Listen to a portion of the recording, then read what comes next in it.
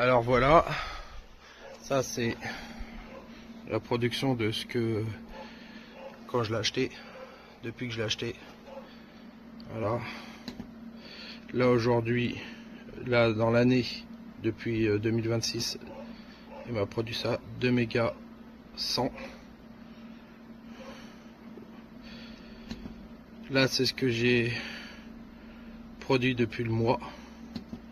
Et là c'est ce qui m'a produit aujourd'hui. Sachant que nous sommes le 2 mai 2026. Là actuellement c'est ce que je tire en puissance. Là celui-là il sert que en tant que chargeur, mais je l'ai aussi branché sur EDF. Là c'est depuis le début de l'année, depuis le début que je l'ai acheté. C'est le deuxième, je l'ai acheté en... Voilà la date. Là c'est ce qui m'a produit cette année, depuis qu'il est branché depuis janvier. Là c'est ce qui m'a produit dans le mois. Et là c'est ce qu'il a produit cette journée. Putain, cette journée il a produit 27 kW. Ouais, 28 kW. 28 kW pour celui-là. Pour le premier 25. 25, 27, ça fait 40. Ah oui quand même, putain, 50 et quelques. Oui, parce qu'il est branché sur EDF, je renvoie. Alors, j'ai pas le droit, mais je renvoie à EDF 20 ampères par heure. Voilà.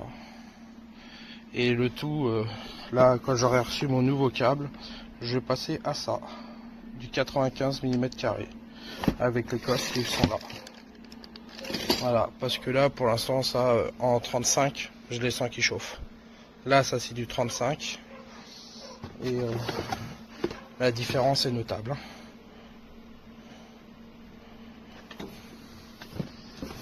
Voilà, je peux pas dire mieux, ça fonctionne parfaitement. Sur ça, je l'ai pas branché. Ça ici, ça c'est les câbles pour se brancher à EDF, parce qu'en fait, j'ai branché tout sur un inverseur de source. Voilà, quand j'ai plus d'EDF, vous voyez, par exemple, je vais simuler que je coupe le garage. Là, je suis dans le garage, je vais couper le garage sur les Dadou Boss. Hop là. Là, je passe en EDF. Là, je vais remettre le garage. Hop là, ça repasse. Parce qu'on n'a pas le droit de brancher ça sur EDF. Ils n'ont pas de certification.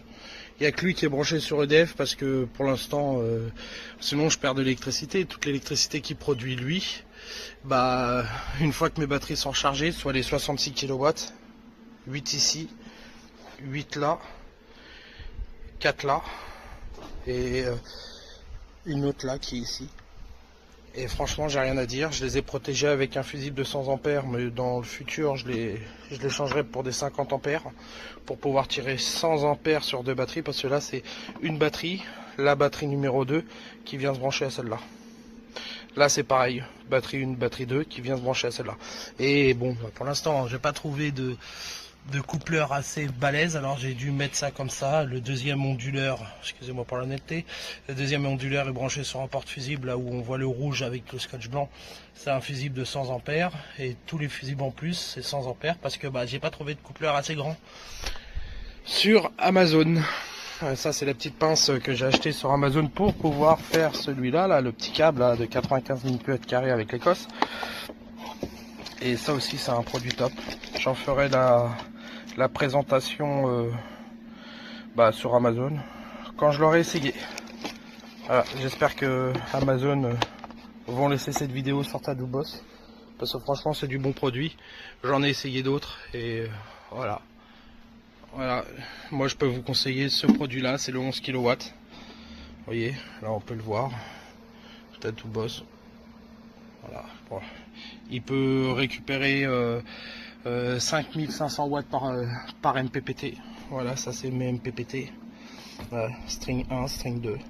Ça c'est le câble que j'utilise pas, mais ça c'est pour le brancher à EDF. La petite clé, faut penser de l'acheter parce qu'elle n'y est pas fournie avec. La petite terre.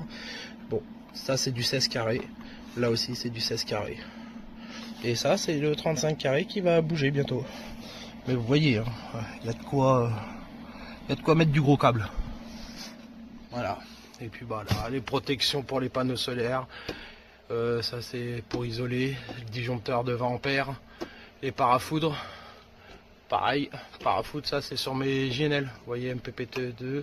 Voilà, j'ai des PV, j'ai 500 watts x 9. Non, j'ai 10 maintenant. Alors j'ai 5 kW par panneau. C'est des bifaces. Parce que j'en ai rajouté un autre. Et les voltages des panneaux solaires, voilà, là par exemple là sur les PV2 je suis à 300. Bon là il est quoi, il est 20h. À 20h 320 volts, 230 watts pour le MPPT2, le MPPT1 346 watts volts, excusez-moi, 340, on va dire 340 volts pour 200, on va dire 240 watts. Et là par exemple sur celui-là là, qui est un peu du hybride et un peu de tout, c'est des panneaux que j'ai récupérés, vous voyez là, celui-là c'est les Tina qui, il y en a 4-5 qui sont pétés. Là je me produis 34 watts pour 80 volts. Bon, là, en même temps, et celui-là, c'est quel? Ouais. Celui-là, c'est pareil, c'est les Gina, non, c'est les München solaires, 34 watts aussi. Voilà, faut dire que ceux-là, ils sont un peu mieux orientés. Mais bon, ils produisent très bien, hein, je produis encore. Là, ma maison, elle...